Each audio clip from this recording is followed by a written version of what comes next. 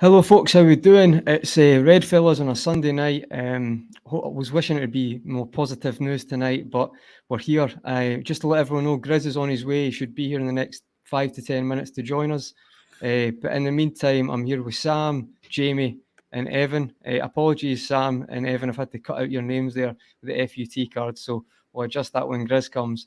But how is everyone doing? I know it's a bit of an obvious question right now.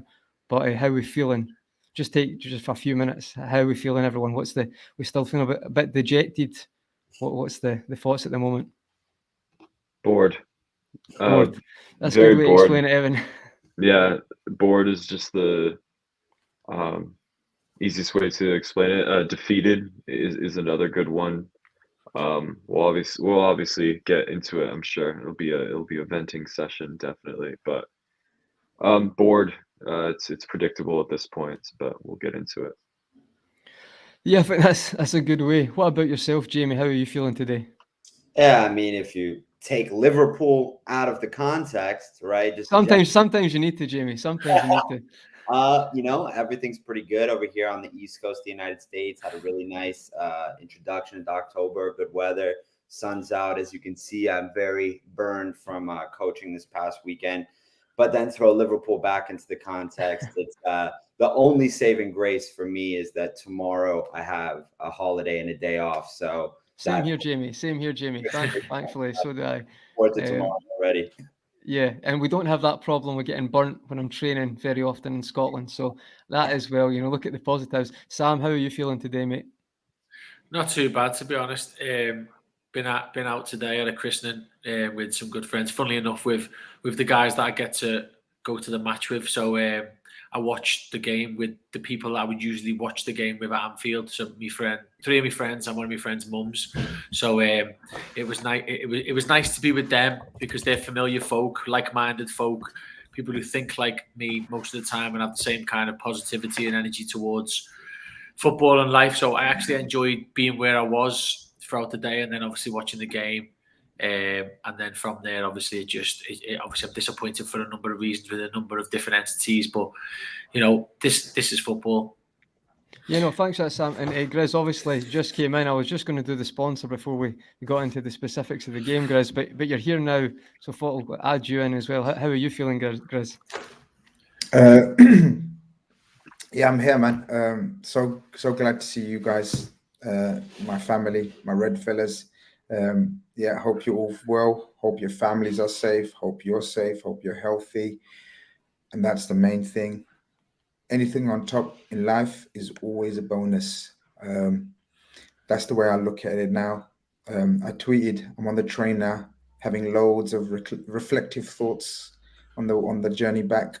My voice is gone. Can you hear that? Yeah, my voice is gone. It's like when you just, those first signs of teenage life when your voice breaks, like, you suddenly think, yeah, man, I'm a man now because my voice is deep. I'm like that again.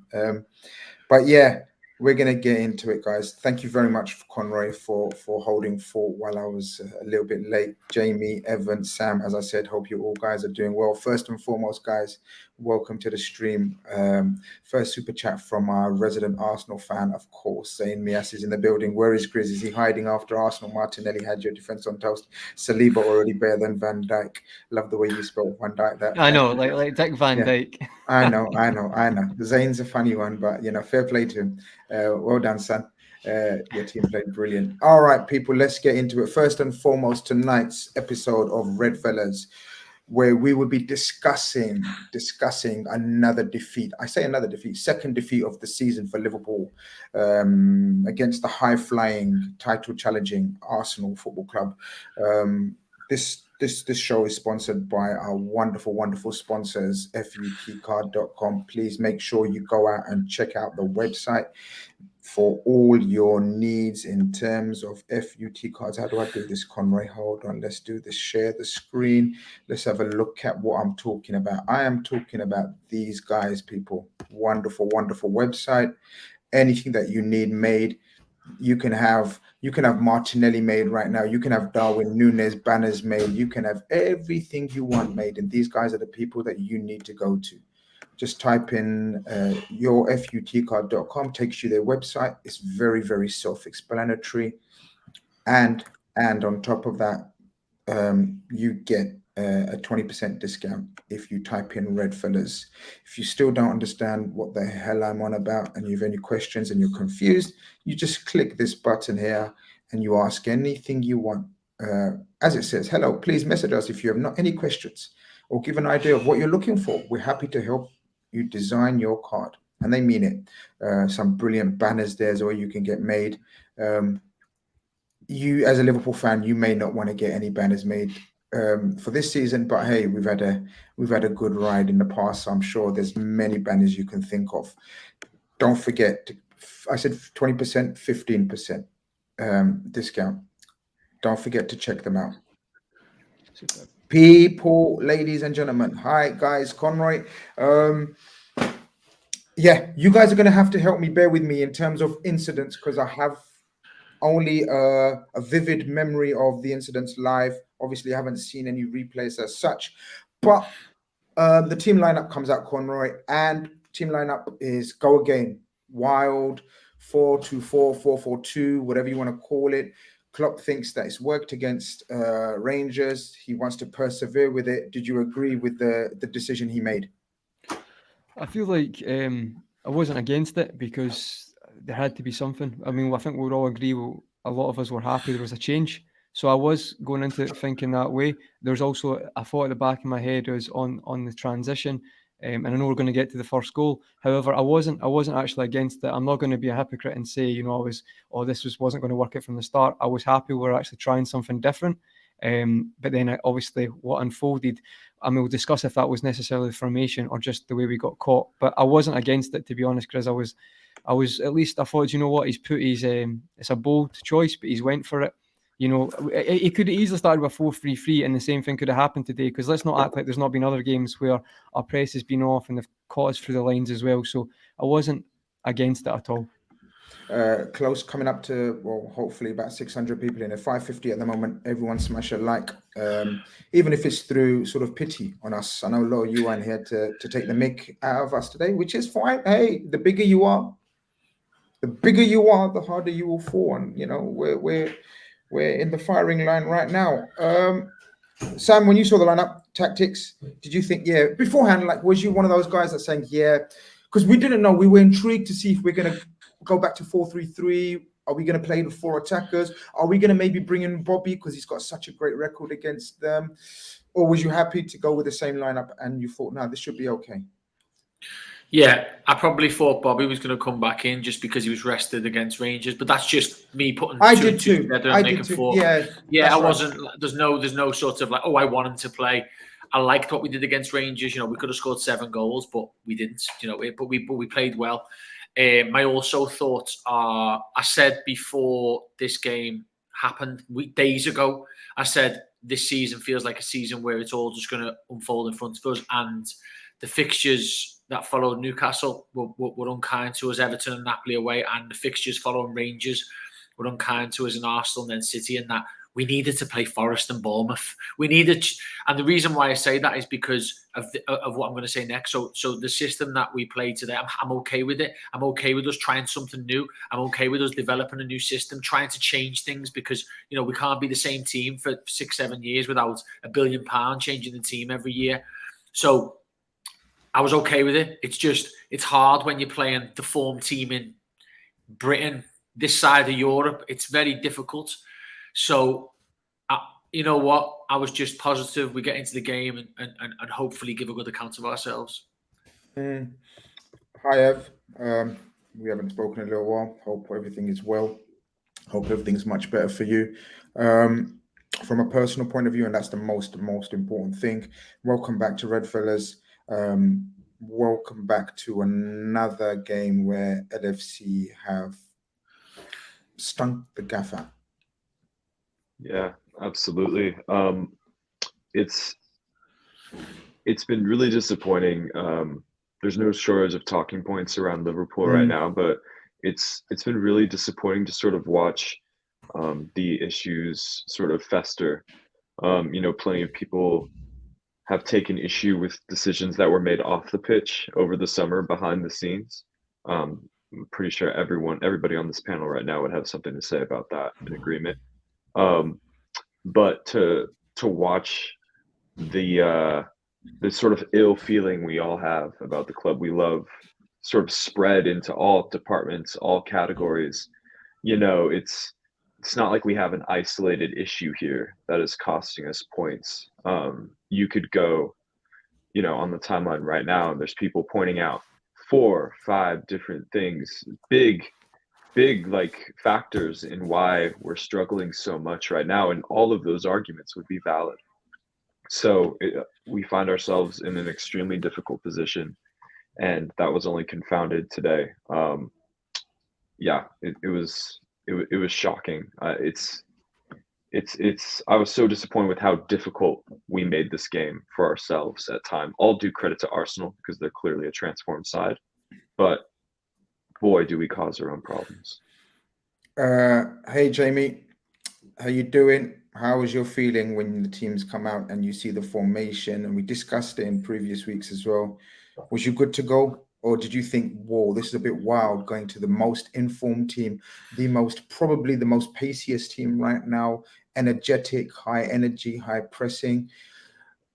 Did you like the way we went fight fire with fire? Because let me tell you, and I always used to say this on teams, and I'm sorry, I was going to ask you a question, but I feel like just talking to you at the same time as asking you a question. I hope you don't mind, but this is what therapy is about, right? When we speak to each other, like it's not a fucking question and answer session. It's like a therapy session. We talk each other, we ask each other, and then we try to console each other. Because let me tell you, Liverpool Football Club was one of the hardest teams to play against in world football. Do you know me? When I used to play football many moons ago, I was a skillful type. I was like a Zidane, airy fairy. I was like touch. I was like, vision, touch, skillful. But the teams that I used to watch and play on PlayStation, I used to love classic Germany. I always used to pick Germany. When I started watching football, as you became more and more abroad, I used to love the organizational side of the Fergie teams. I used to love Jose Mourinho's Chelsea because they were so hard to beat. That second team he created with, guys, help me out. Was it the Drogba, Lampard, SCN? That team was so hard to beat. It was the most organized tactically and nasty to beat. I was so proud of this Liverpool team because this Liverpool team before this season became one of those teams that I admired all my life. I never used to play like that. I was the one with all the vision and get airy fairy like David Ginola. Not David Ginola, that's a shit example. He used to have long hair. I never had long hair. But you get what I'm saying. I used to like the methodical, hard teams that you think, fuck, we're playing Liverpool.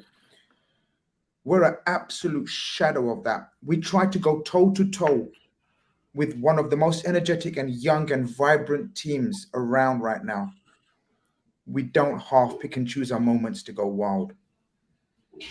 Yeah, no, Grizz, I completely echo all that. I'm just reveling in the irony because you said you thought of yourself as a Zidane type. I always thought the best I could be was James Milner. So, you know what I mean? That goes to show my footballing aspirations. But bit harsh in Milner, that, to be honest. It's a bit harsh in Milner. Oh, no. The thing that I think about is Klopp's post-match. He basically says something to the effect on the first goal of, I was surprised that we did that. And it seemed almost as if we weren't prepared for what was going to happen from his reaction. And he was sort of giving it as, I'm surprised that this has happened. And for me, that's just earth-shattering when you talk about the bare bones of what made Liverpool a tough team to play against. Organization in the back, unity, the counter press, starting from the top, getting fluidity and support from the midfield to come up and block off those passing angles. And, we went for it in those first 58 seconds before Martinelli scored. I mean, on the play, 10, 15 seconds before we score, we had Darwin and Jota both clawing for a ball where if one of them gets it, we probably go the other way and score 1-0 on 58 seconds. You know what I mean? And Arsenal come right back the other way. They get the ball up through a sprayed pass out to the right. And what I understand. Can you tell me? Can you tell me what happened, please, guys? I need your versions of what happened because I barely sat down, right? I barely fucking sat down, and I've seen an inside pass to the danger man, who's the most obvious threat, who's going to make the most obvious runs, who's going to be the most focal point, and we have let him do that after we and Jurgen Klopp and the players and the coaches and the fans to a million or billions, maybe possibly around the world. How many fans? Not billions, I'm exaggerating. To a man knows, let's fucking keep it tight for the first 20 minutes because we've been conceding the first goal. Are we really doing that in the first minute, people? Help me out here. Do you know what though? Grizz? Sorry, Jamie, I was just going to back you up there. It's so fine margins, even though it doesn't look it at times. Jamie's nailed on there. We were centimetres away from being 2v1 with their keeper. Like centimetres. They barely got the ball out. But just like has happened to us in recent times, the ball falls where it needs to fall. A couple of passes are made. And listen, Arsenal are a good team who are going to do good things this year. So let's not take that away from them. But it's the risk-reward factor of club football going against us more often than not now. And this might be scientific. This might just be pure potluck game after game. And, you know, I don't know. But as Jamie says, we are so close to being Jota and Nunez versus their goalie. And somehow their defender just manages to get there. And then they go the other end. It's so fine. You can analyze it all you want. But it's just like, honestly, heads are in hands because of how tight it is either end. And the offside for Saka that follows it is like, I'd love to see that with that new automated technology and not some fella drawing a line, I'll tell you that. Jamie, continue, sorry. No. And see, this is the thing about the therapy sessions where the feelings come out. This is raw, this is real. And, you know, the thing to me where I think there should be analysis is in the setup that we had at which we could perceive the ball is coming the other way. I know it happens in a split second, but I think, I forget if it was Saliba or Gabriel with Nunez and Jota, but the ball squirms out and it eventually gets sprayed to the right side for Arsenal. And I just have this clear picture in my head of, I think someone was coming to the ball, which would have been Tsimikas, but the three, right? It's Van Dijk, Matip, and Trent. They're just in a position where they look like, you know, the tongs of a fork, where you can see 20, 25 yards of space on Trent Alexander's right shoulder, where it's just like there's acres of real estate here to go into. 60 seconds, though. I know. And so that's what I'm saying. That's where 60 seconds. It's like, what is going on at this point where we haven't perceived either we need to be higher up the pitch, deeper, have some sort of depth. It was kind of baffling to watch. I think Arsenal coming down the field almost couldn't believe how much ability they had to get into the right channel that they knew. That's or space. What I would your say version of events for that, please, sir. Do you know what I would say is this one's a harder one for me because it's the very first moment of the game, you tend to go the negative side. But for me, see, when you say he sprays the ball, I think it's to Saka. It's not a spray. It's a very easy pass. It's just a straightforward pass. I don't understand. Like, so say Ben White gets the ball and plays a 30-yard diag, right? I can live with that because you know what? Some players can pull that off. If you're maybe Trent done it all last year and people were like saying it's amazing, and it is. I can live with that. But this is a straightforward pass. Then one easy pass breaks into, I think it's Odegaard, I may be wrong. And basically we're at 6s and 7s. And it is a good pass through, but I can't understand. So guys, I might be wrong with these stats. I'm a bit mixed, but I'm sure it's like that's maybe the 16th time we've conceded or something like that. But anyway, our stats for conceding first are very, very high. So it's not rocket science. You don't have to have a degree in engineering to realize that's our biggest weakness. So maybe, just maybe, when you're coming against the most on-form team, I'd probably argue it's City, but up there with Arsenal, right? Maybe don't leave yourself that open. You know, that's. I know sometimes we say there's experts in it, but to me that's common sense. And I can't believe, as soon as I saw that goal, and I'm not being too reactionary on this, so I'm just going to tell you how I feel. The biggest problem Liverpool had, not just with Rodgers, with the start of Klopp as well, the biggest problem we had is no spine. We could score against teams, but we could cede so many. We brought in Alisson, who, like, I'm not even got Alisson. Alisson's not really done much wrong, so I will give Alisson his benefit of doubt. He's done really well. But Fabinho and Van Dijk gave us that spine, that confidence to, to not be like a gun-ho basketball team. But right now, as soon as we can see that goal, I went, that's exactly what it feels like. It feels like the Rodgers era, start of Klopp era, when it's like, I can't trust this team to keep a clean sheet. And I just, honestly, I don't know. I don't even know if that formation would have worked today, because how can you know if you're 1-0 down within a minute? Like, do you know how bad that is? Do you know if, like, that is, I can't believe that. Like, we weren't cut open. It's a good pass. How there's so much space there, God knows. I'll look into it more tomorrow. But what I've seen, it is a good pass, but you've got players who can do that. And I just think it's like, this is not a small sample size now, guys. This is a huge sample size. I was just going to come to this. And I was going to come to Sam to this. And I was going to say, we can talk about unlucky like you did, Sam. And we can talk about fine margins and say, oh, it was this. This is not small margin. This is 10 games in now. I don't know if we want to include European games. Guys, there's 1,000 of you guys in there. We need to hit that 300 at least 300 likes ASAP, straight away. Do that right now, people. Sam. Yeah. I don't know. Like, I don't know. That's what, when I sat down, I looked around, I said, what happened? They said it's like the end of a game. They said it's like doing a break. Do you know what it is? Like, it's mad because it's hard. I quite admire that what we're doing is we're trying to, we're basically looking at, I imagine our analysis team are looking at some of these goals and going, Jesus Christ, like that would only happen 1 out of 10. But that 1 out of 10 is every goal and every game. So although there might be sometimes low percentage situations, it keeps happening. So either someone's put some voodoo on us at 70 minutes on the 38th game of last season, or it's just not happening in that way for us right now. So as you guys say, you've got to change it. The biggest thing for me is, is that tell me what happens when Luis Diaz gets the ball in their half. What do opposition teams do all the time? Tell me, what happens? Or Salah, or Son, or Kane. What happens when a wide man gets the ball? There's about 3 players around them. Bingo. So what my biggest problem is with this team is that, like, listen, Trent's not the greatest defender, and I think what's happening to him at the moment is probably contributing to him probably tumbling even worse in that we know he's a front foot forward player. We know that it's not his number 1 priority to come back. But I think what's happening to him now is he's being exposed, which is knocking his confidence, making him make bad decisions. But that Martinelli goal, you'll watch it backwards, you'll go, what is going on?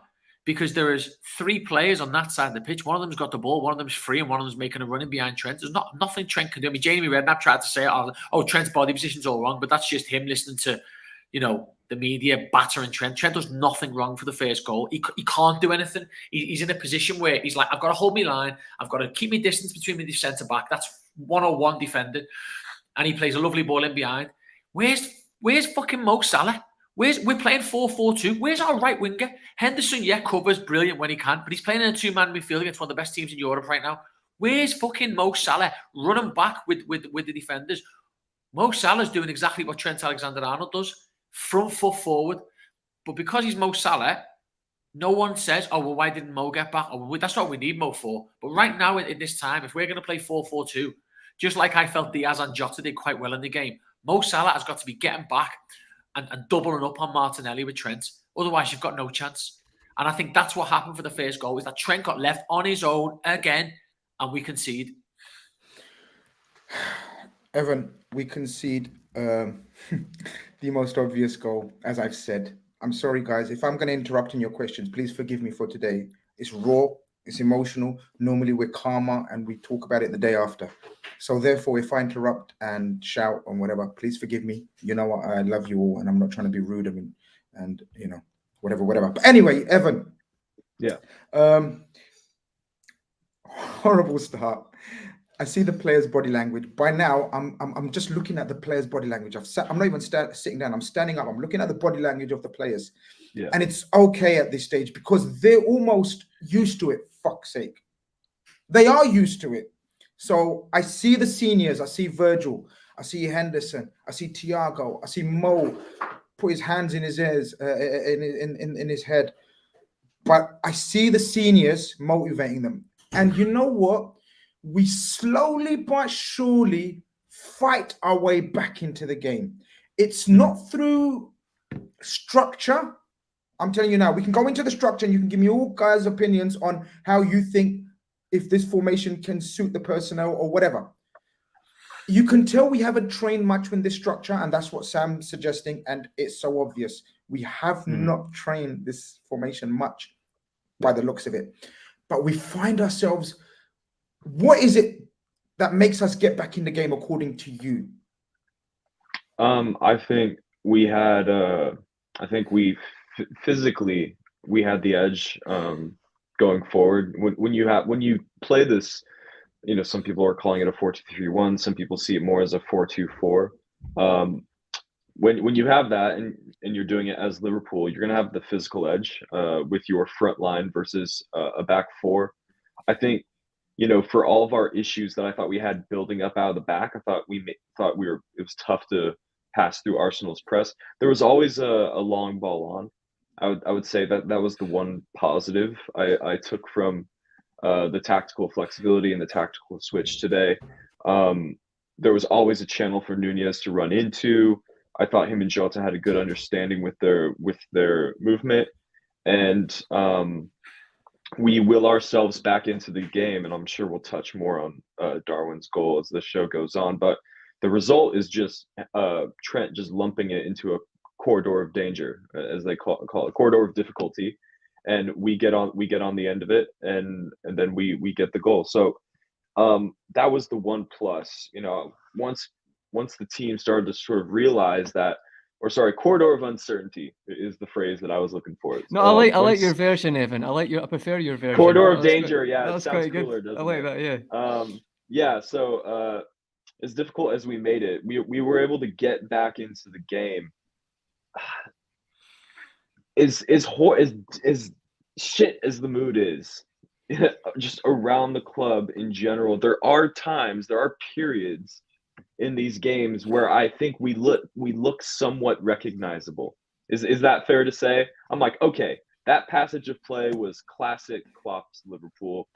We just have those about 5 to 10 minutes, because right now 2 good things can't happen in a row for Liverpool. Like it seems that way. And don't get me wrong, before people in the comments come for me, I'm not calling that luck. I'm saying we're making it harder for ourselves in 9 out of 10 situations when we don't have the ball.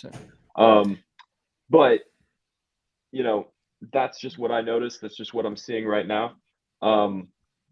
I have liked how dangerous some of these channels are, you know, that Darwin has been able to run into. I do think this new shape suits Darwin more than from what I've seen of him so far in the limited 4-3-3. The idea of having Jota sort of buzzing around him, dragging defenders, you know, Darwin always has someone to lay it off to or flick it on to. I do think from again, such a limited sample size, the guy's been here for all about 10 minutes. But from what I've seen, I think the best way to get the most out of Darwin Nunez is to have that sort of second striker-like player running off of him. Again, you know, we could switch back to the 4-3-3. He could become more tactically acclimated, and I could just be like, you know what, he's actually just decent no matter what. But from what I've seen so far, I think the 4-2-4, the one positive is that I think it's starting to suit Darwin Nunez more than the 4-3-3 was. I'm going to go through a couple of super chats before I come to Jamie and Conroy. Duolinko says, reap what you sow. Been a transfer behind since we won the UCL in 2009, and now we are 3 behind. Poor planning, yet again, pathetic transfer strategy. ECQ says, today was about fine margins. You look improved. Thank you very much from our Arsenal fans. I think that's what Sam and Evan in a Champions League final 4 months ago, guys. In a Champions League final, and now Arsenal have had a good run. This is where we're at. You know, it's like look improved. That's where we're at. Sorry, just wanted to add that. No, cool. Well, there's going to be loads of interruptions today. I get it. Everyone's allowed to interrupt, guys. There's no structure. There's no being polite and nice and calm and whatever you guys call it normally. Yeah, just say what you want, guys, whenever you want. Fuck it. Just Liverpool playing like fuck it. Damn, Liverpool fans going after that. If the defender didn't block, we score. Come on, look at the XG 3.0 to 0.4, and you were good today. Nah, it wasn't 3.4 to 0.4. I don't know if one of you guys can double check that. That was not the final XG for both teams. No way. I've refused to believe that. If it is, oh shit, I don't know. Someone find out. Remy says, silly talking about luck when we got 2 points in from 3 games. Rumours of FA investigation. Henderson, not good. Eric Backer says, no comment because we don't know about anything. Sorry, Grizz. That was the final XG for the day, by the way. Wow. According to the XG philosophy, they're the biggest XG page on Twitter. That is the final XG for today. That must have been second half then, wasn't it? Because the only chance they scored, and then he's saying that was the final. Was that the final, yeah. Evan? That was the accumulated XG throughout the match. That was not specifically the second half. I'm sorry to that super chat. You was right, I'm wrong. It's a fair sanity. I'm the one who's insane right now. I think we're clutching at straws if we're trying to care about the XG right now. No. I hear you. I know what you mean. Yeah. They had a penalty, remember, guys? That's like 0.9 on its own, so it's a bit misleading, to be fair. Okay. First goal was all Odegaard's pass, not Trent's fault. I don't think it was a very basic pass. It was just out of thing. Conrad, I don't know if I've missed any more super chats. Have you been? I've been starring them. I don't think so, Grizz. I think that's. I don't think Salah will work as a winger in a 4-2-4 or 4-4-2 thoughts. We're going to exactly touch on that. I think Sam has already kind of vented his frustration, but we'll come to Jamie and Conrad on that. Any chance we change to 3 at the back with Trent in midfield? We'll get onto that as well, guys. Jamie, we get back ourselves in the game, a foothold as they call it, for about 20 minutes. For that 20 minutes, like I think Evans just said, for about 20 minutes, I'm thinking you're showing me my beloved Liverpool that I've come to love and grow and go wild about for the last 5-6 years.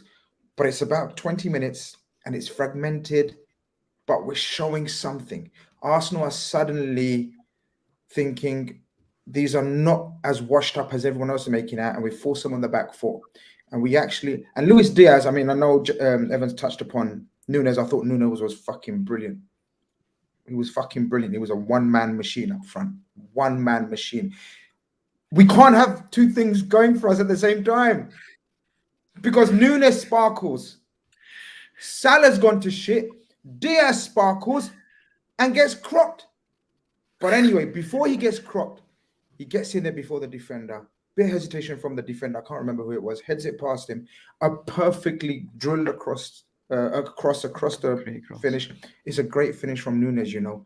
At this moment, I'm not going to lie. I'm jumping on people's backs and all sorts because I think this is because we're all waiting for a Nunez goal so we can sing that Nunez, a basic chant.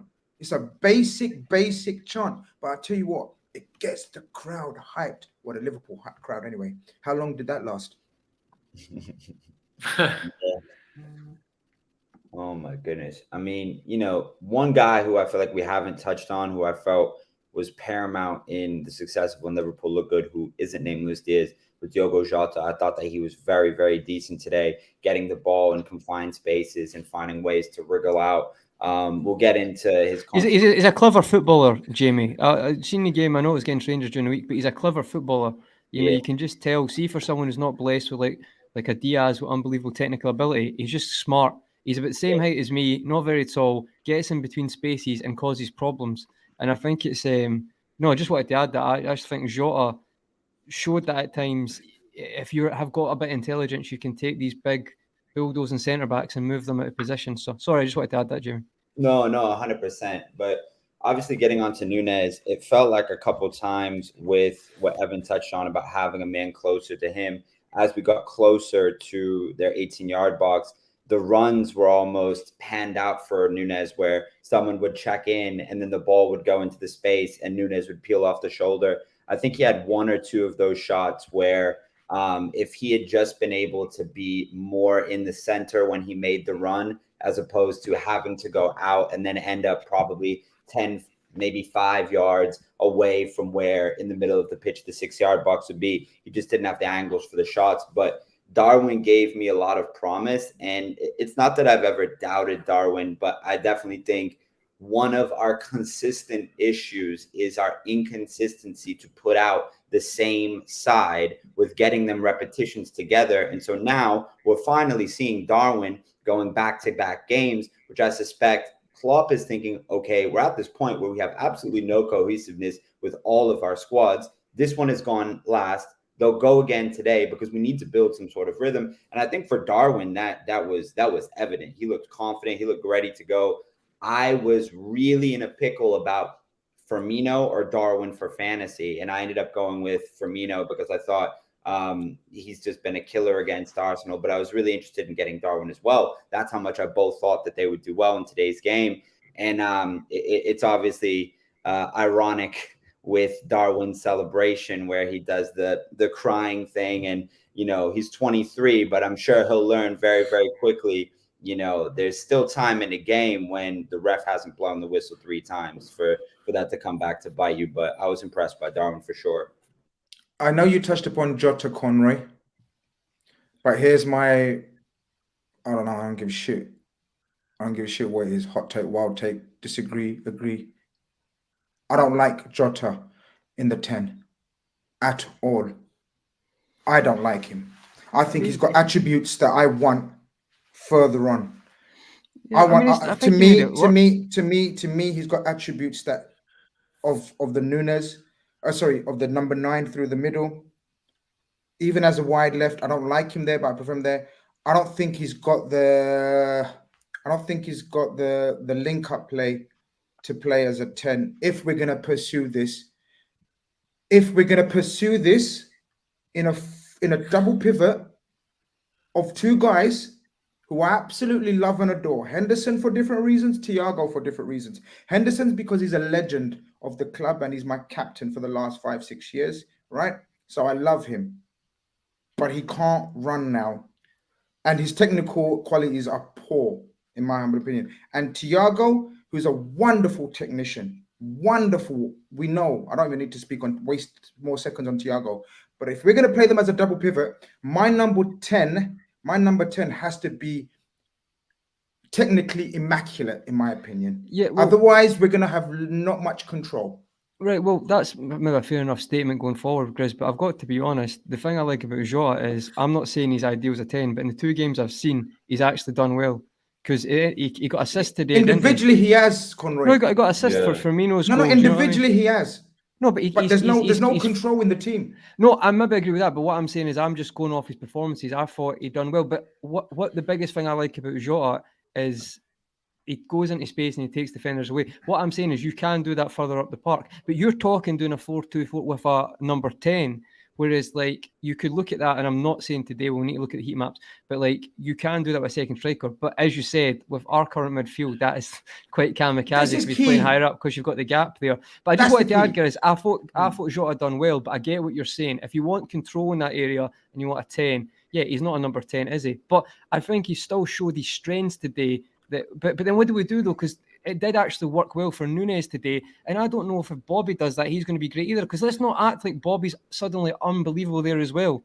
Like you said, good moments this season, great goal today again. Can I say something, though? Can I say something, Conroy? Yeah. This is why we can't have 2 things nice at the same time. Yeah. Because Sam, I'll tell you what, Sam, segue into Sam's point, because he was talking about it earlier about, I can't remember who it was, but I'm going to go to Sam anyway.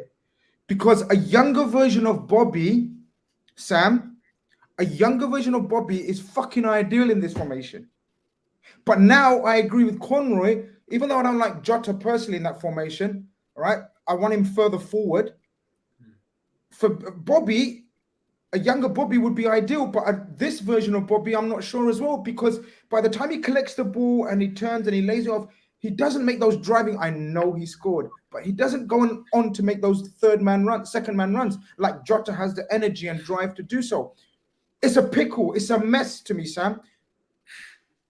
Do you know what? I think it's extremely difficult to know whether Bobby would have made Bobby starting as I thought he would, as we said earlier, would have been a difference maker in that, in the first half, maybe would have created a couple more clear-cut chances or whatever. Because obviously, 58 seconds in, we're 1-0 down. So the tactical setup that Linders and Pep put together is irrelevant because we're 1-0 down. Arsenal actually help us by dropping really deep and letting us get some control back. But it's very difficult to know what we could or would have wanted to do because we're 1-0 down before any tactical shape can take place. What I will say, though, about Jota is moving forward. And to be honest, I can't wait till this time next week and we've just got Man City and Arsenal out the way, is that I do think that Jota and Nunez against 99% of teams in Europe will be a nightmare, and they will just have to camp in and give us the whole pitch because they're so deadly and they're so dangerous and direct that it's like having two strikes, like having Andy Cole and Dwight York from back in the day again. And you know what?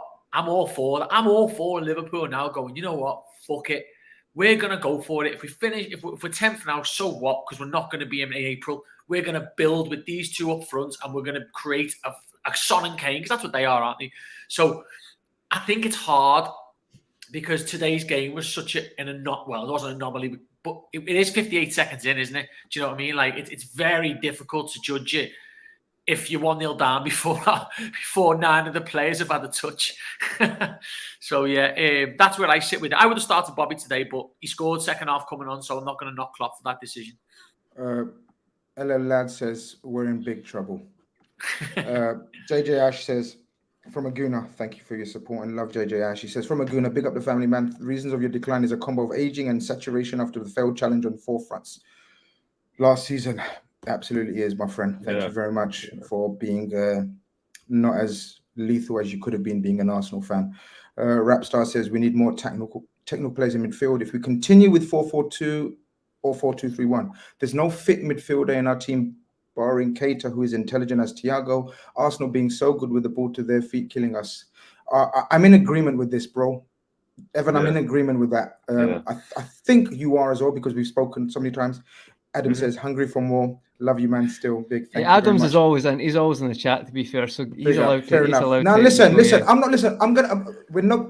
Of course, Redfellas, we predominantly focus on Liverpool on Sundays, right? But there will be patches where we big up Arsenal. Of course. Definitely this season, Grizz. We're men of culture. Also, Arsenal, I might go on loan this season. I don't know about y'all. Definitely. If you need any stopgap signings for your fan base, let me know. There's your Arthur Miller. There's your Arthur Miller right there. Oh, man. But Evan, my rant or my frustration is, I like this formation. I agree with Sam. I think Jota and Nunez are a handful.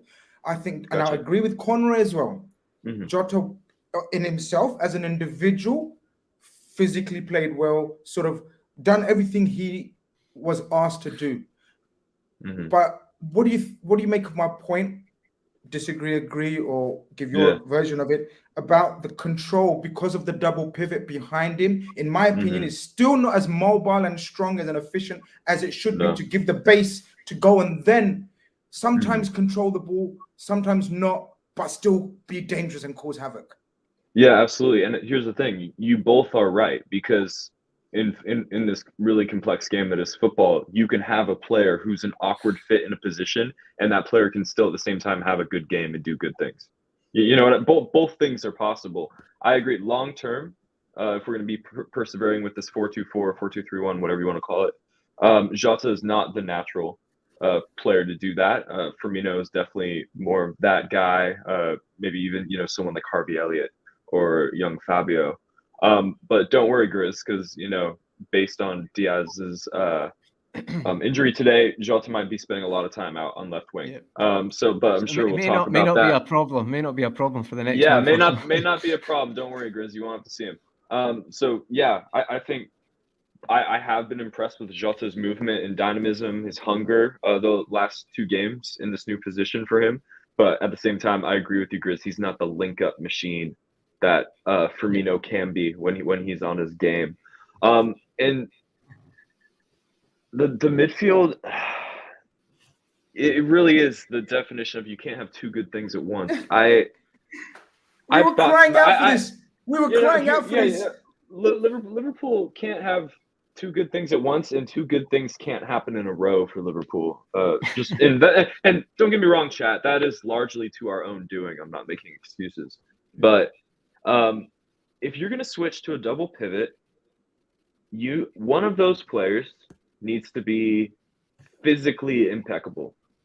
We do not have a single physically impeccable midfielder amongst our ranks now, and we haven't since Genie Wijnaldum left. And the issue I had with the first goal, for me, this was exacerbated by the first goal. In this new shape that we're tactically unfamiliar with, one pass out wide exposes this large swath of space between our two midfielders and the defensive line. And the defensive line don't know how high to be. They don't know if they should be playing a trap. And so teams will just go right across the half space laterally. And we've seen that happen so many times. And then regardless of what you think of Trent Alexander-Arnold or how well he's playing right now, if you have like two overlapping runners, attacking you directly, it's probably not going to end well for you, regardless of who you are, regardless of whether you're Cafu or Neco Williams. It doesn't really matter. So that's the issue I have. There isn't a huge semblance of control. I think taking a midfielder out makes me anxious, given our complete lack of legs. It has seemed to have created some sort of positive reaction going forward. You know what I mean? We had moments, like I said, there were flashes today where in and around the box, we kind of looked like the Liverpool that we know and love. But at the same time, everything just feels like we're one pass away from being opened up. And so I don't know where we can afford to sacrifice. You know what I mean? So we take away one midfielder out of our shape. It creates a whole host of other problems because the basic core foundations of our system are so wobbly as it is. Everything just feels very loose. And there was a time when we were so compact. Conrad, and to, 1 second. And to get opened up like we did or have been getting opened up this season happened twice a game at most, and every once in a while we would draw a game if we weren't particularly lethal. It's so jarring to me to watch these things happen. And listen, we're just casual people on the internet, but we could have told the club that we needed more legs in midfield the last two summers. This is what I want to say. Blue Chips in the building, and he says, and I totally agree with this, guys. You're talking about it feels like one pass. It feels as though we're playing the right system now that we've been craving for. When I say right system, something different. Do you remember all summer we spent about being flexible, having more variety in our play? We're doing that, but it seems like we're doing it with the players possibly a season too late. Possibly they're physically not able to implement this system. And this is why we fucking headhunted someone like Chouameni. Imagine a Chouameni in the midfield today. Would have been the ideal signing alongside of Thiago. It's personnel more than anything. That's spot on. Exactly. I mean, it's so annoying, Grizz, how in both systems, whether it's a double pivot or a three-man midfield that we're used to, you could argue we have every single player is a square peg in a round hole for how we're trying to play in both systems. Chouameni would have been perfect. And here's a little nitpicky thing that is really just like eye test and annoying. How many 50-50s did we not win today? It was appalling. It's not nitpicking. That's real. It's real. I'm sure there's numbers to back me up on that. We just have forgotten not only how to be physically combative. Like if you're gonna be like an awkward fit in a system, then you need to start putting a leg in. Here's the thing: if we were just fouling a bunch, that's annoying, but at least we're fucking putting our leg in. There's so much the lack of confidence that you would see in players like Trent. You can see it's a disease. It's building up into other players in the squad. No one wants to be the person to commit. No one wants to be the person to spark the press. There's just such a lack of physical edge to this team. And this lack of confidence is only, pushing the knife further in. It feels like it's the complex parts of our tactical setup are not coming off right now. And even the simple parts, technical excellence over 5 to 10 yards. Someone already brought that up in the chat. Arsenal looked a different tier than us in that sense. It baffles my mind because every problem just seems to be linked to another, and it's so frustrating. Can I just add one thing on that? Can I just make a point as well, guys? Just because I know we're going to get into the second half and the other goals and that, we'll go right for that then. But I've got to be honest, there was points today, and I am not taking any positives from this one because I've heard that too often. There's a big sample size now. We're 10th. Bournemouth are above us. So in the space since we beat them 9-0, their caretaker manager's taken over, got nominated for manager of the month, and went above us. So this is, as me and Grizz said last week, no, it's a crisis now. 100% it is. Yeah. Because now, game to game, I don't know what he's going to do. Obviously, I don't. But at times, I don't think Klopp's sure what to do now going forward either. Because I think it's like today, if it comes up, if you get a point, you can grab onto something. I mean, I still think we'll go that formation going forward, but I think it's a bit up in the air at the moment. But what I would say is between Arsenal scoring and we get back in the game, I would say for about 30 minutes, maybe 25 minutes, I thought we actually looked reasonably okay. I agree with Evan. There was definitely that, vulnerability, but I thought Arsenal done nothing in that time because we actually done reasonably quite well. Even the commentator said we did do quite well. And I'm not exaggerating. I'm not saying we're amazing. I just think it looked okay at that point. But then we've spoke about the goal. I know you're going to go into it, Grizz. I'm not going to steal the thunder, but I'm sorry. This is a team we probably went overboard at times, in the past. But mentality monsters got to these finals, so much experience, and the game management in that team was literally pathetic. That was like watching. No, it's unfair in school teams. The game management of this team, I don't know what it is. I don't know if it's too nice. I don't know if we just feel like, you know what?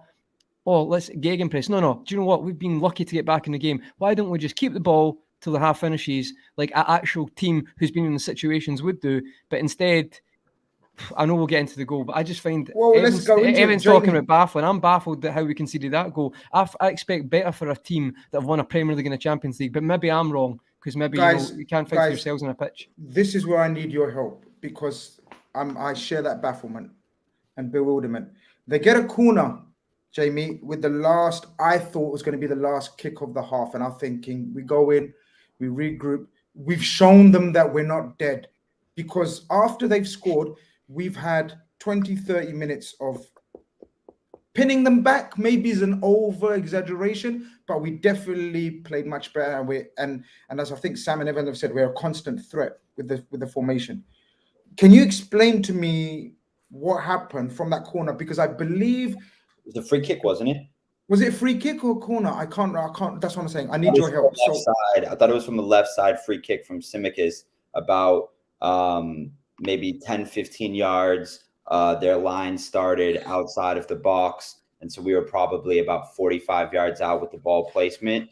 We've talked about this, right? But it just seems like all of the little marginal gains and the basic football philosophy aspects of the game of don't concede in the first 10 minutes and don't concede before halftime. I mean, you couldn't make it up how basic that mentality of just be smart around these periods of the game because there's more to play and you don't want to risk these things. But anyways, we go full throttle. Again, we push up and we look like we're trying to overcompensate with aggression to get back to the Liverpool that we know, who were able to go and pound teams through waves of possession and gegenpressing and flooding teams to death and just saying, we will go through you.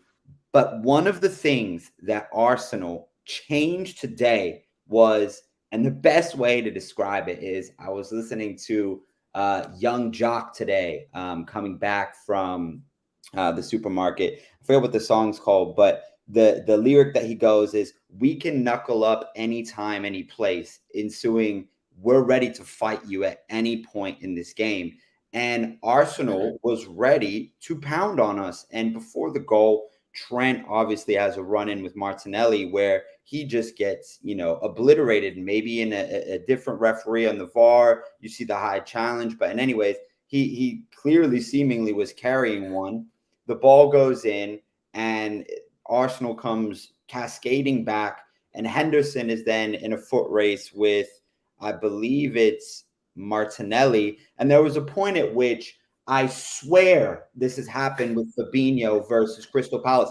Take the tactical foul at the half, take the yellow card and save the goal. 100%, 100%, Jimmy, 100%. Thinking about it now, because it's like, yo, I tell my kids who I coach who are 14 and 15 years old, the way to do it is you grab onto them. You never kick them. If you grab onto them, you're much less likely to get a yellow. But if you have to kick them, take them down, take the yellow. When you're outside, it's not going to be a red card. If you're inside running straight down the pitch, yeah, you run that risk. Outside in that position, Henderson could have taken a yellow card. Even Thiago, Jamie, at the start of that break could take a yellow card.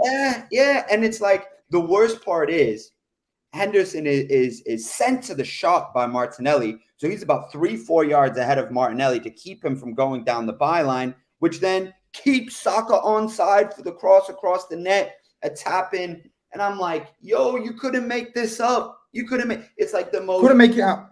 Couldn't make it out to give up a goal. We've just done it. And they've punished us. And when we talk about we were bad, they were good, Arsenal were effective. They were potent every time it felt like that they needed to be, and they took their opportunities today.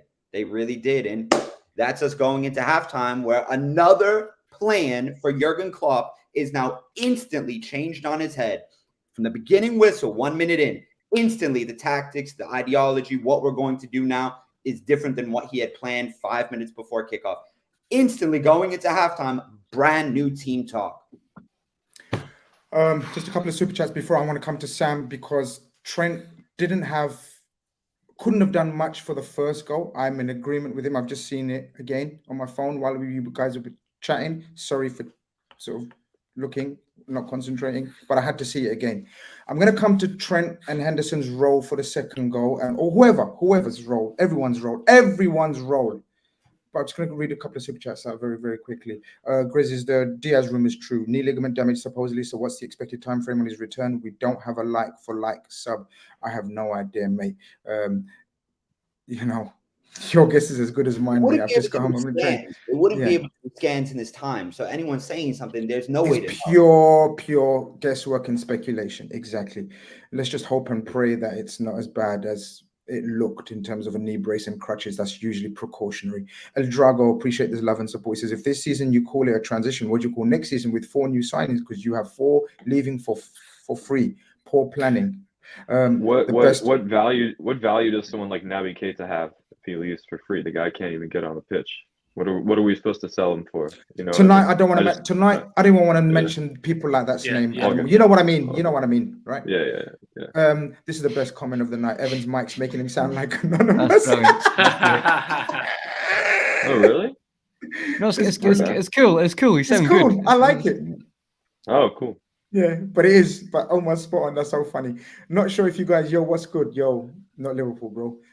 Not sure if you guys agree, but I think we need to add more variety to how we attack. In most cases, it seems to be a long ball down the wings. I enjoyed watching Arsenal attacking patterns more today. That's a fair comment.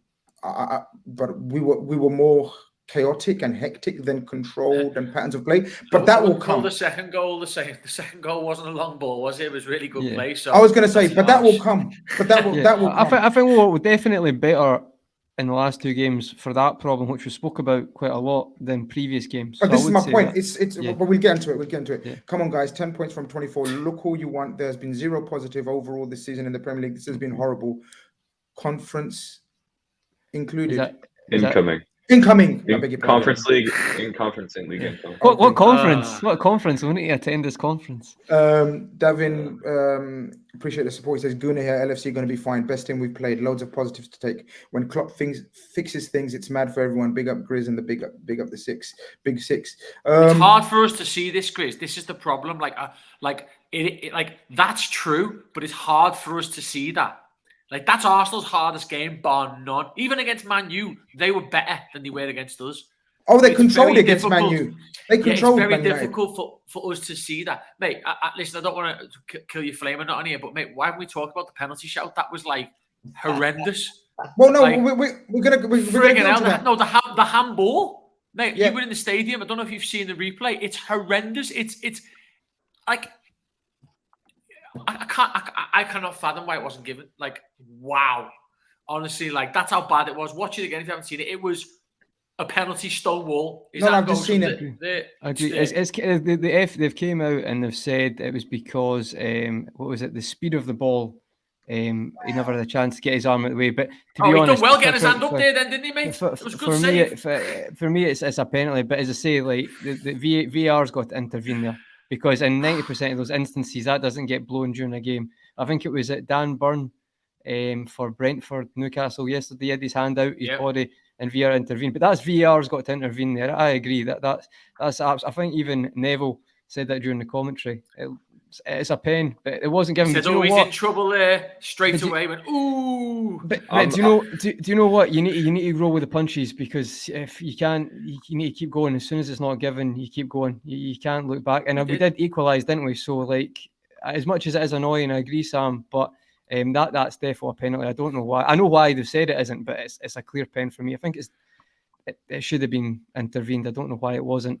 Yeah, to be honest. Go ahead. Sorry, go yeah, you go ahead. I was just gonna say that I have no idea what the handball rule is anymore. I genuinely don't know.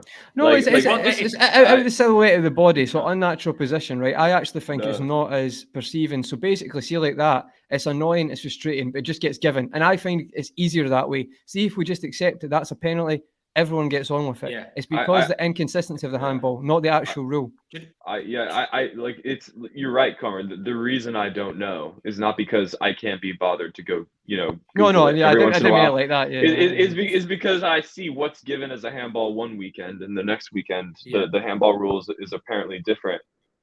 Obviously we deserve to lose today, in my opinion, but that was a big call. Do you know what, Evan? Do you know why you don't know what the handball rule is? Because the handball rule is, right, and people can laugh at me all you want. I know all the Arsenal fans are going to come at me now, right? But the handball rule is exactly what the person on VAR wants it to be. We can go back and look at hundreds of handballs over the last 2-3 seasons.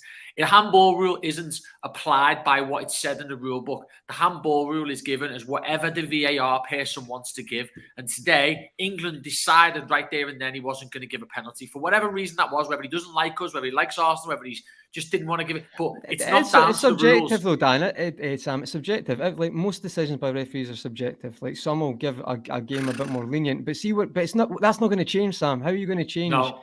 You're not going to get foreign refs is what you do. It's the only way that'll ever change. By getting people. We're not going to go down this argument, because we have a Champions League game and there'll be Liverpool fans complaining about refs after that. Let's not act like that doesn't happen, right? It's not just that England thing. I'm not having that argument more, because I've been on enough of these aftermatch shows to know this. I've wrote them all down in notes. So this is not just. This is every time there's a referee. Mate. Come on. Yeah, but that to me is worse. But to me, that decision, right, is like, that's not the referee. That VAR's got to intervene there. It's not the referee. That's what I'm saying. No, I know, but the thing is, I think the problem is you're always going to get subjectivity. This call I disagree with, no, mate. I think that's a clearer one. But I do think in some of them, it's like there's always going to be some subjectivity, which it is annoying, but it's always going to be part of the game. But the thing is as frustrating it is, you just need to let it go. Because it's not going to change. It's not going to change. Like, we could talk about this till we're blue in the teeth. It's not. It's always going to blue in the face. If we were the same. If we weren't in crisis mode right now, like if Liverpool had a normal / good start to the season and we lost, and I'm looking back on that decision, then I'd be frustrated. But there are so many of our own issues right now that I'm not even thinking about a handball. Doesn't that even more though, Evan? Doesn't it even more? No. To be honest, if I feel like we deserve to win a game, and then I'm looking back. That's not what football is, mate. Football's a results business, and the referees have got one job on that field, and that's to be fair to both teams. Too often than not, they're not. That wasn't fair today. Okay, listen. It's an objectively bad call. I'm pretty sure most people would agree. But my point is that if Liverpool were in a good place, so like just generally speaking, and I felt that we deserved to win that game, that would have stung a little more. But because that is like that's the tip of the iceberg regarding our problems, it isn't like a a handball call. Like when I go to bed tonight and I'm thinking about the game, I'm not going to be thinking about the handball. I'm going to be thinking about us getting opened up. You're going to be thinking, yeah, but we're going to come to this in a minute because I'm sure Grizz has got his own agenda. But you're going to be thinking about another penalty call, which we'll talk about, which is exactly the same as the first one, but on the other foot. So it matters because when you shit, mate, we're right now we're fucked. I'm not going to go, yeah, Liverpool, like this, we're fucked right now. So when you're fucked, you need to be given the fair chance to at least fight your way back into it. And when you're fighting into it, you're making mistakes, you're really up against the wall, and you've got these clown referees who I'm convinced don't like us because of all our political backgrounds of the football club. I'm convinced of it, right? It doesn't help. It's so much harder when you're playing against 12, 13 men than it is 11. We should be playing against 11 men every week. It should be fair. It's not. And it's not just us. I think Everton gets shafted as well. And I think there's loads of other teams in the Premier League that get shafted all the time. And I just think it's not on. And we needed the referees today to be fair, because I think we need that, because if we don't get that, we will never climb out of it. We just need a fair slate to have a crack at it, and then we'll build our results. But every time you come back in the game and you're looking like you're going to do something, you're getting slapped back down with a shit decision. How are you supposed to get out of that against a good team like Arsenal? Please answer me that.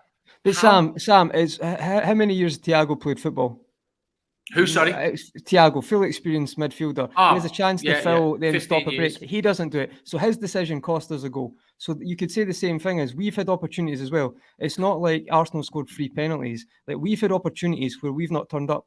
And at the end of the day, when it's the biggest sport in the world and you're a professional team and you have the funds and resources and you go into that, you train every day, you can't keep blaming other people. There's no way. There's no way. Let's not have referees. Let's not have referees. But the thing is, fans would love it if it's robots, because we love to blame people when we can't do enough. That's the football fan way. It's always been the football fan way. But see, the thing is, like Mike, do you think Michael Oliver from Newcastle really went into today with an agenda to say Liverpool aren't winning? Come on, let's be honest. Like it's not. Michael Oliver wasn't on VAR. Darren England was. We didn't give ourselves any benefit of the doubt, but subjectivity involved. It ends up being a negative 2-goal result to Liverpool today because of the subjectivity of the officiating, where in one circumstance it's a double whammy. It feels like we have a stonewall penalty claim. But then we equalize, Jimmy. Then we equalize. No, but I'm just saying, in terms of one aspect of the narrative of the game, it's not what's defined the game for me, because I take responsibility for Liverpool not doing well enough. But it is relevant to say there's a circumstance where we probably should have gotten a penalty, and another circumstance where it's a very, very soft penalty. Both of those go against you. Yeah. No, I agree with Sam in the sense that when you're in a bad way, you really need the decisions to be correct when they're supposed to be.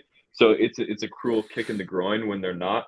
I live in fucking California. What the fuck would I know about political climates in the UK? But I'm generally not a conspiracy theorist. I just think the quality of officiating in the country is shit. It's embarrassing. I tweeted after game. I'm like, this league has all the money in the world, and we have objectively the worst refs in the top 5 leagues.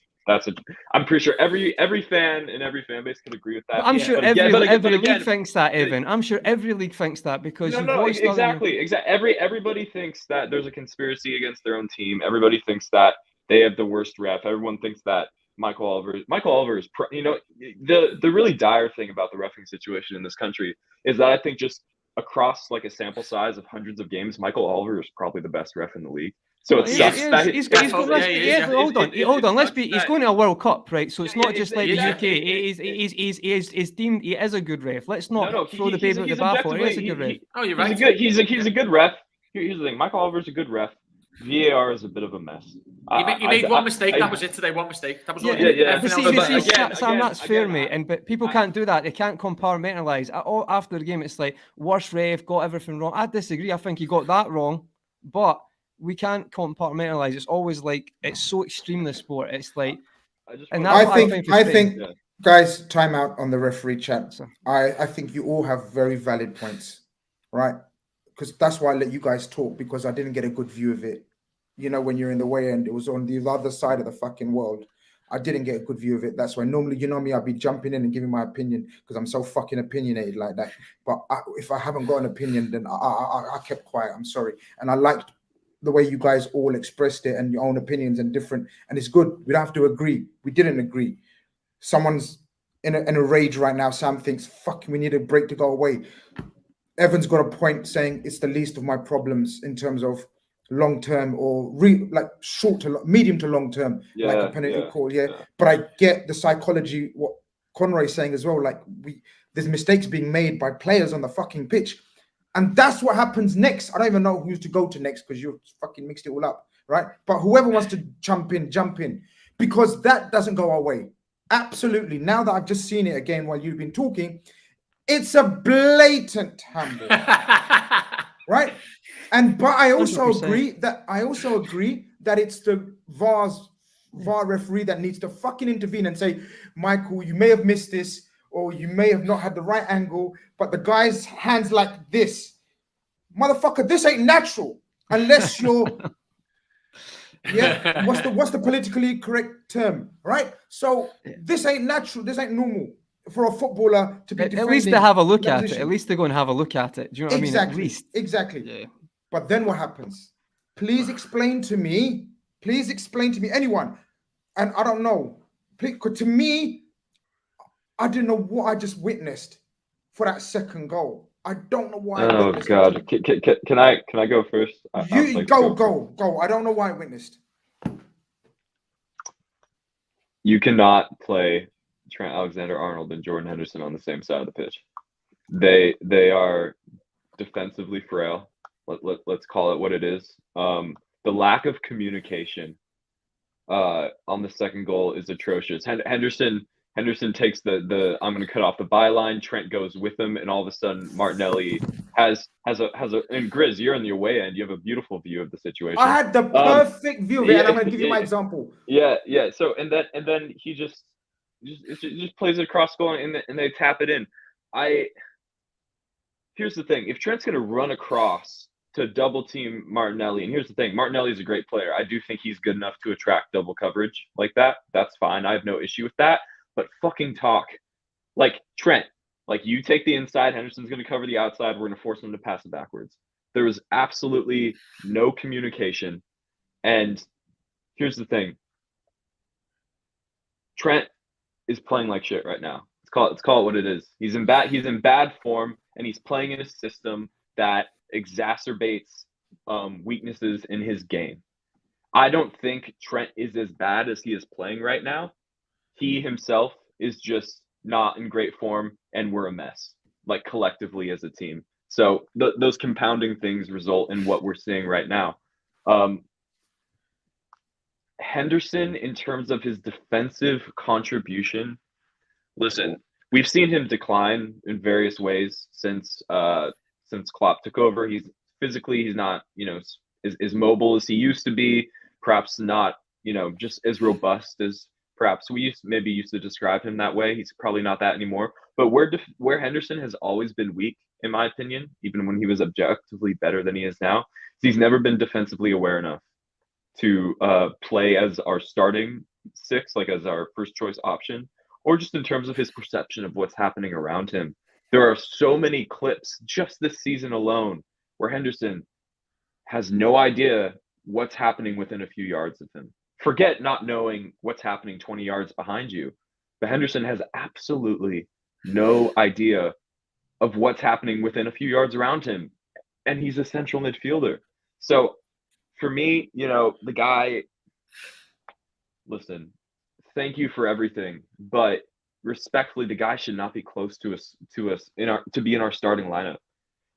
I don't like pile-on culture. I'm not about it. He obviously gets more than his fair share of criticism, Jordan Henderson, but the guy is so far from the required level of what's required at Liverpool. And when you have one of your star players, one of your key contributors like Trent Alexander-Arnold, personally, he's not playing well. He's individual errors. He doesn't seem to know where to be in the system. You need a more stable and defensively adept force to play on the same side of the pitch. Right now, a right-hand side of Henderson and Trent, whether that's Henderson the double pivot or at right center mid in a midfield three, it just feels like a cheat code for teams. Like literally send two players on the overlap on that side and you will get behind Liverpool's lines.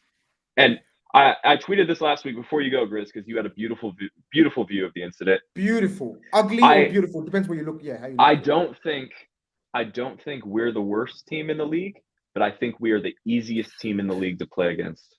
That's all I'll say. I'm not gonna even let you guys have an opinion on it. I'm just gonna give mine and we move on. Fuck it. Even if you shout me down, I'll mute you all.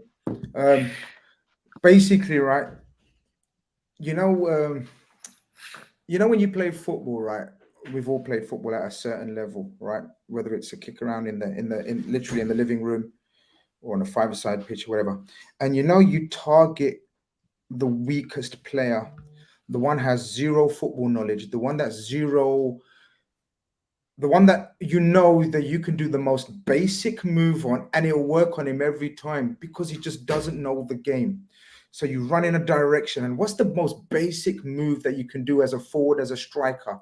Suddenly stop.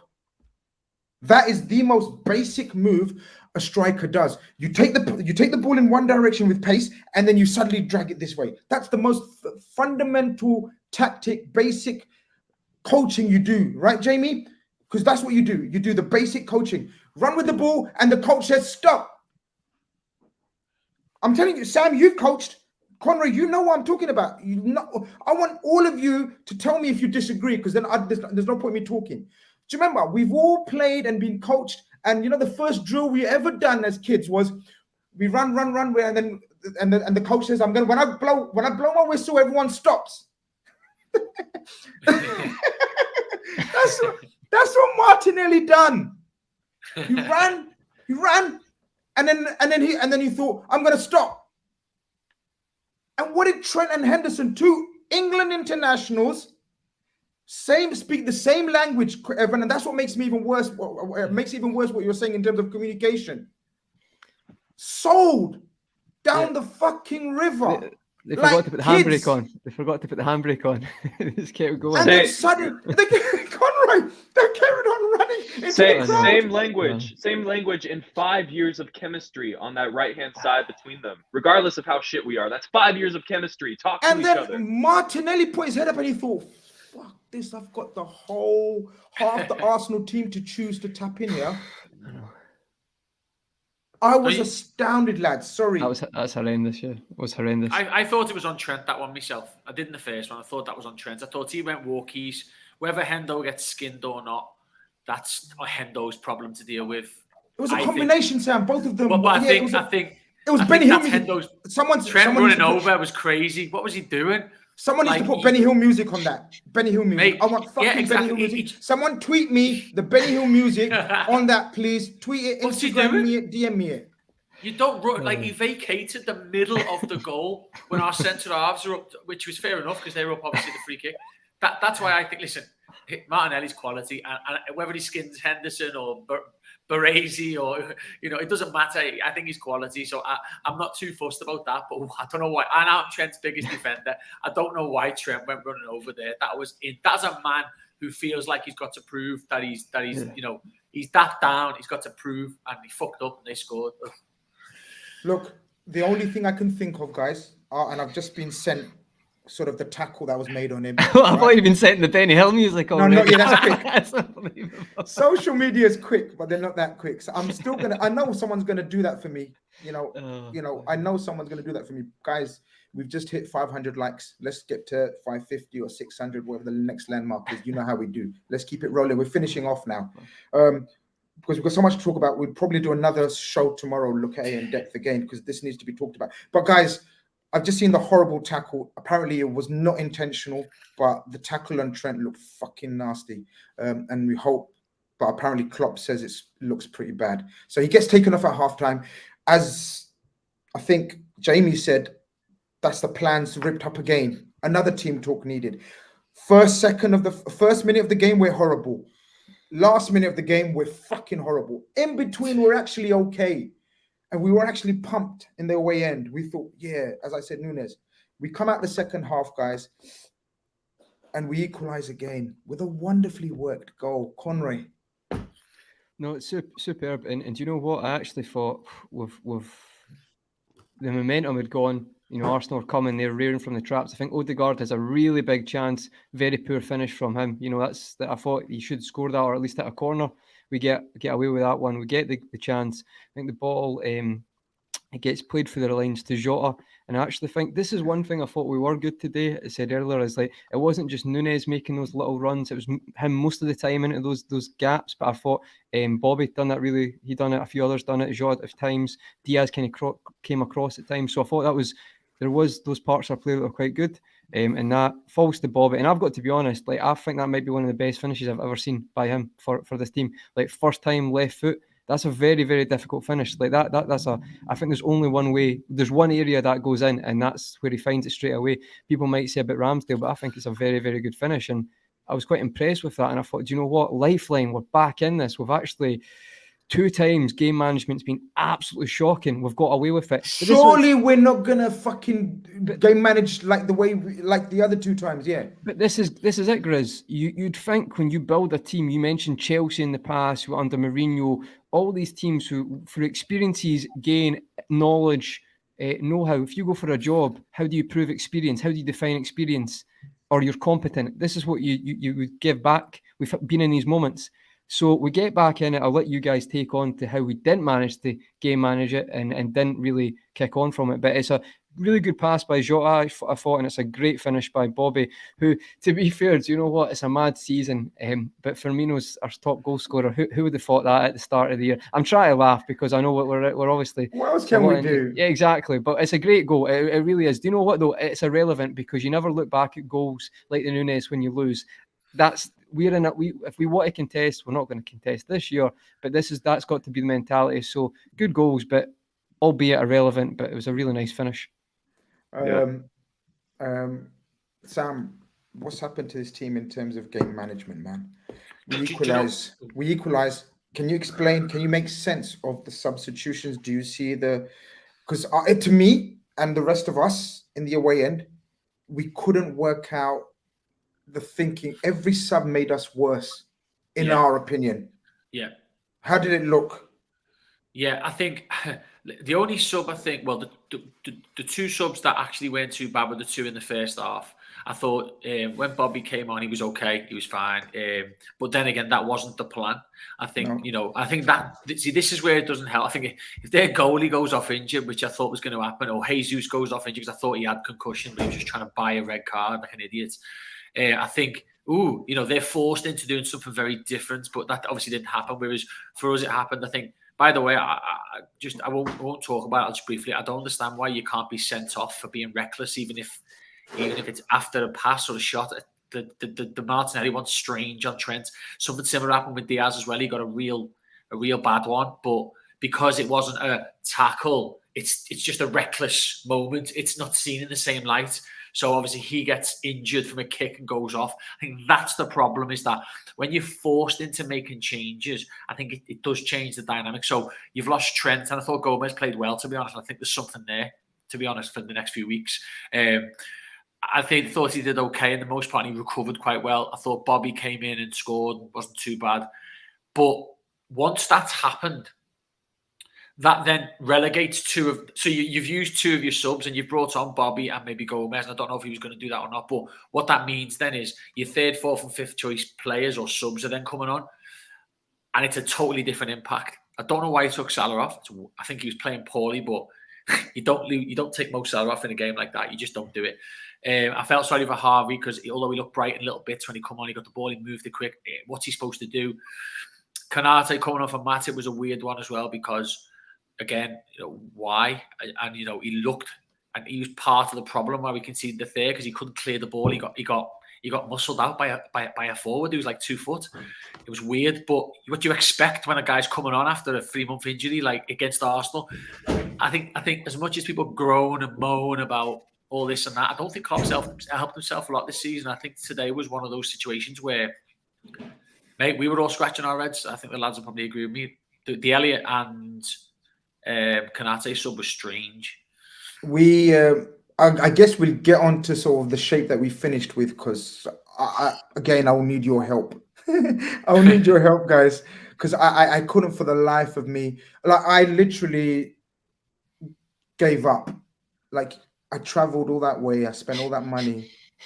I gave up. I didn't see an equalizer coming at all, Conroy. But Jamie, I want to come to you and say, or describe the penalty incident, because I have no idea what. Again, I'm sorry, not much of a host, guys, because I don't even know what happened. But what happened for that penalty? Why was it given? What happened? What was the controversy? I don't know. Who's to blame? Because I want blame. The context of, I believe, the game is, and I feel like this is something that we've done before, where we have two players forced out through injury, right? And then we have other players who are coming back from injury, and we have players who are sensitive. I think sometimes our substitutions come down to, we're thinking about the next games to save players' legs. And so that affects us because of the way we're short in midfield and the way we're short in general with some of the injuries that we've had. But I think Arsenal perceived at that point in the game, after we had equalized into maybe the 60th minute towards the 75th before they had scored. I mean, the two players who went off got the shit kicked out of them. And I'm sorry to use profanity. And both of the Arsenal players didn't take cards in those situations. So if you're Arsenal, you're thinking, we can really continue to go at these. We can absolutely grind and fight these guys out. And it got to the point where Arsenal had been growing in the game. There was one passage of play before their goal, I believe, where the ball is out on the left and then it gets drawn in and Matip is coming to close down. And Xhaka does a little like Ronaldinho Chapelle over him. Matip is gone completely. And Xhaka's like, I'm just going to leather this like I'm, what's his name? Like I'm Gaza trying to go talk on the near side. And it's like, my days, they're really feeling themselves. And there was like, it felt like a 60-second to maybe a 70-second, this absolute scrum in our box. We were never able to, get a leg on it and really clear the ball. And they just kept coming and it gets squirmed out to the left side. I forget who crossed it, but it happened so fast. And then the game seemingly stopped. Someone's on the ground. They blow for a penalty. And I'm just thinking, well, this is pretty par for the course. This is par for the course here. I mean, is it soft? Yes. But when you defend that badly, and Klopp even said this in his post-game presser, he said, for the penalty that we conceded, there's 8 guys in the box. That's actually no system. And it just goes to show we looked like we were afraid in points in this game. Towards the end of the second half, or towards the end of the first half, in this scrum, we looked visibly like we were afraid. And, I can't really remember many other games besides Manchester City where I myself was feeling like, yo, these can really get at us. And Arsenal didn't seem like they were at the peak of their powers, but they were potent when they came forward, and they came forward with purpose. They get the penalty kick, they score. And the thing that was the most depressing to me at the end of the game, because after the substitutions are made, the cohesion that we talked about with Darwin there, having a man to help him out, is not. He seems like he's out on an island. We're not getting anything from of tangible, recourse from Harvey on the left. We're sending long balls. The thing that was the most depressing to me was with 91 or 92 minutes gone, it seemed like there was an instruction given to Virgil van Dijk, stay up top. Oh, shit. You're having your center back playing striker in the last minutes of the game. That was pitiful to me. And I had hoped that it was wrong, but there was one play where the ball had come back and Joe Gomez and Khanage were fixed in the middle and Virgil had stayed. And the commentators specifically made sure to comment that Virgil van Dijk had stayed up there. And, that's not good. That's not good. I'll leave it at that. Conroy, those last 15, 20 minutes were a blur. The changes made no sense. Our shape was, Sam said Salah, he blamed Salah, or kind of blamed Salah, or suggested Salah should have done better for the first goal, be more aware, playing a 4-4-2, control, play, double up first, before getting opened up, and then we continue to play. But you don't take off Salah at 2 or if No, Arsenal when Diaz gets injured, you don't take him off. I've got no problem with Klopp taking one of the worst players in that park off, right? But he has to take his pride aside today because your pace goes off when Diaz gets injured. Yeah. Let me say it up. So, and then you can tap it in. No, it's fine. Like Romano. But this is it. That's exactly it. You take away any attacking impetus, pace, running in behind ability then, because then you've isolated completely Nunez, because he takes off Jota as well later on. Yep, good point. If Arsenal have any ambition, and to me, they showed enough ambition, but Arsenal are the type of team, just like they showed against Man United, they're still very naive in terms of they don't know how to handle big games in terms of a Premier League. So Man United, they controlled, but they were very naive when they equalized, and then Man United get them with a sucker punch, right? Instead of doing what Man United done, right, we actually play into their hands. We take off the pace, we take off the sense of control or threat that we may have going into the last, because whatever Salah is quick and he's fit. So the last 15, 20 minutes, his levels of fitness should mean that he may get a chance or two. We've totally nullified that aspect. We've made it worse. You know why? We've took off Salah and we've put Henderson out there. Yeah, I know. We've put Henderson out there. So we put Henderson out there. Okay, I don't want to pile on. We know pylons exist, right? In the age of social media, we know pylons exist, so I'm not going to pile on. Near the end, our end shape was Elliott on the left wing, Henderson on the right wing, Virgil and Nunez, and Bobby as the playmaker. And Jamie, you saw that bit. The worst part of the evening for me, or night or afternoon, whatever. I didn't know. At this stage, I was gone. Virgil's up front. So we need to get the ball in there, whatever, cause havoc. Fuck, it happens. Even Fergie used to do it sometimes. Absolutely. Put Stam up there, cause chaos. Stam used to go up there and cause chaos. Send the goalie up. Yeah. Yeah, of course. John Terry used to do it for Chelsea. Yeah, everyone does it. Cavallo used to go up there for Chelsea. I get that aspect. Only Pep Guardiola never doesn't do it, right? But all the other great managers have done it. I get that aspect. What I don't fucking get is then you got Elliott and Thiago playing quick 1-2s in the corner on the for the life. That's in-game management. That's players understand that. This is got to be said, right? It's like they can think for themselves on that part. You know that, or maybe that's battered out of them, because if it was at the Rangers game and Shimikas tries to beat a man and he's hounded straight away for trying to beat a man. So I don't know if it's just, I understand how systems work, recycle, but it doesn't take a genius to work out, right? You see all these tactics, useless now because we've done nothing with them.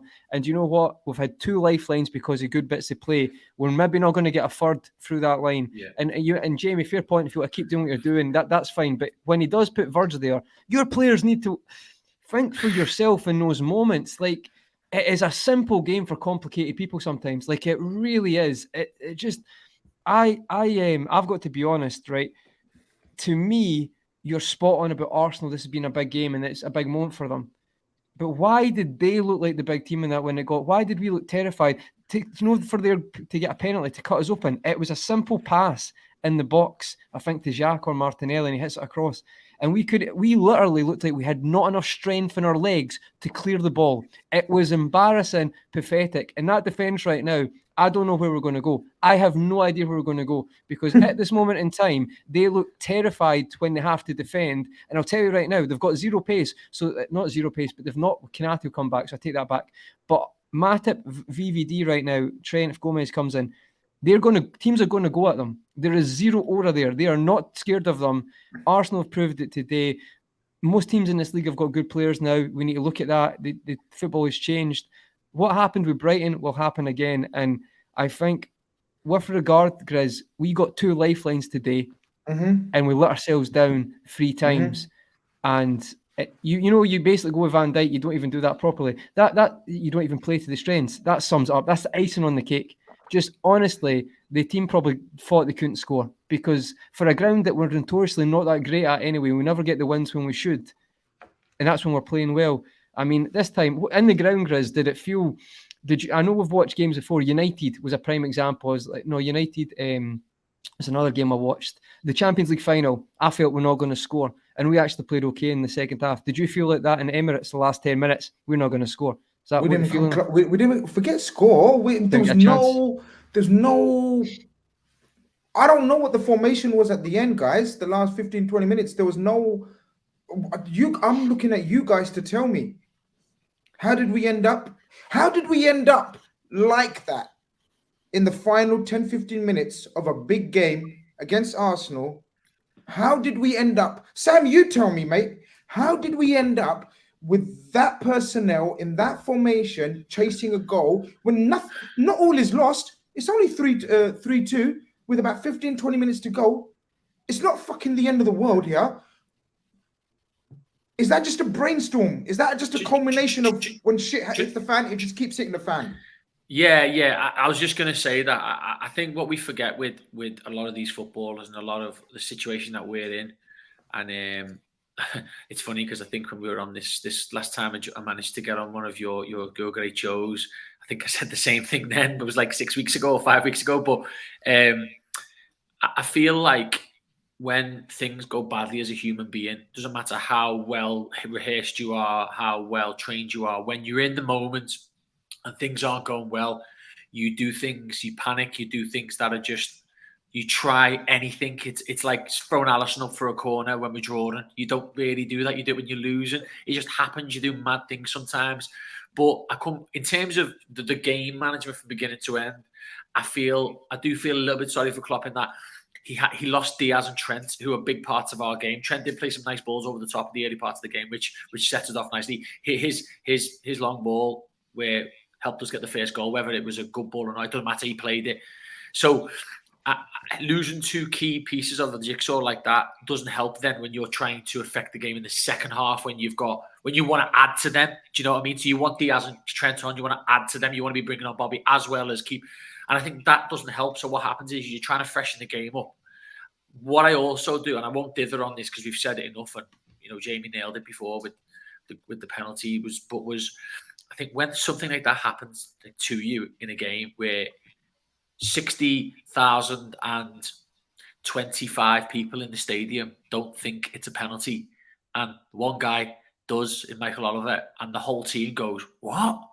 And then a 2-2, which is a good result, and we might even nick it. We've got a few subs. We might even nick it later on in the game. If we can just hold out, get out of this little bit of a mess, and then that happens. I think the knock-on effect of that as a footballer at that stage in the game can be quite difficult. I just think the human beings, I think they've been up against it all season, and that happens, and I think you just start thinking to yourself, fuck me, like, there's nothing I can do anymore here, because no matter what I do, I just keep getting pulled back into it.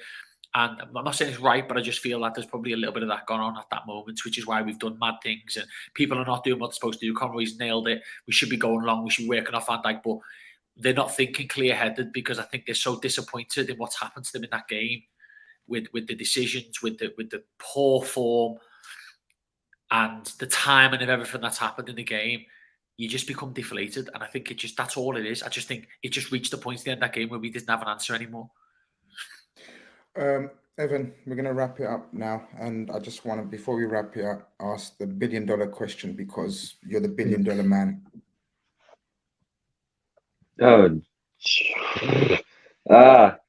How do we improve this? It's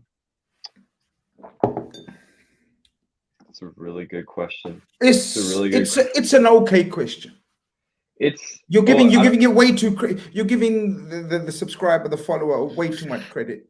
It's an okay question. Okay. It's just an okay question. Grizz's words, not mine. It's just an acceptable question. How do we improve this? Okay, well, the obvious answer is to strengthen and add the depth that we so badly need, and to get rid of square pegs and round holes. But we can't do that until January at the very soonest. So in between now and January, how do we fix this? I would recommend. Pass. Are you passing? Are you saying pass? And then go to Jamie, and then Jamie pass, and then go to Conroy. Conroy said pass, and some. What are we doing here? Here's the first thing I would do. I would take Jordan Henderson out of a right-sided midfield role. If you want to keep him in the lineup, okay, whatever, that's up to Klopp. I would take him out of a right-sided midfield role because right now the biggest issue I have is Trent Alexander-Arnold and Jordan Henderson being on roughly the same side of the field for most of the game. And I would try. I know it's tough because we have to manage Fabinho's minutes because if there's one guy who's played way too much football in the last 16 to 24 months, it's him. I would try to reintegrate Fabinho into this double pivot and see if that can create some solidity. And I think we have to choose two pivotal tactical questions. We have to choose whether we're going to persevere with this 4-2-3-1/4-2-4. And if we do choose to go that route with this new shape, we have to choose whether or not we're going to play a high line or not. Because for me, a huge issue, and this was the big apparent thing that I noticed about the first goal we conceded, we didn't seem to know whether we were playing a high line or not. Because one simple pass out wide seemed to unlock 30 yards of space between the two midfielders and the four defenders, and the defensive line didn't seem to know if they should push up to greet or whether they should retreat.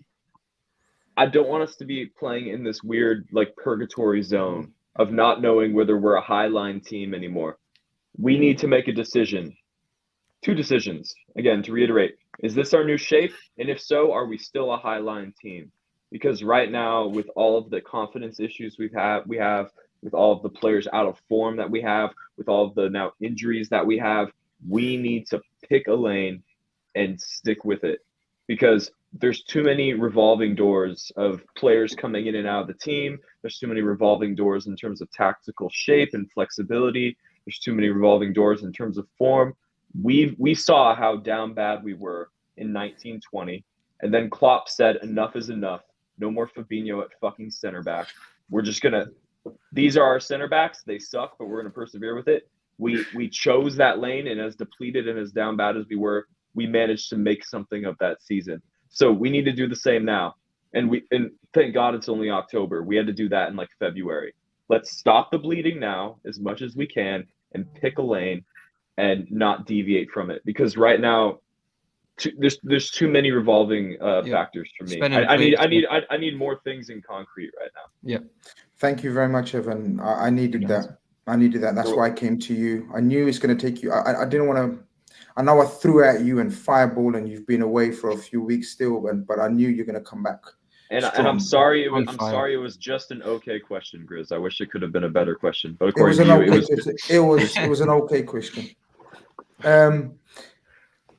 Kai Wing with _AFC says, I can't even cook, Grizz. Big up family man on the panel. You guys will find a solution. Good game though.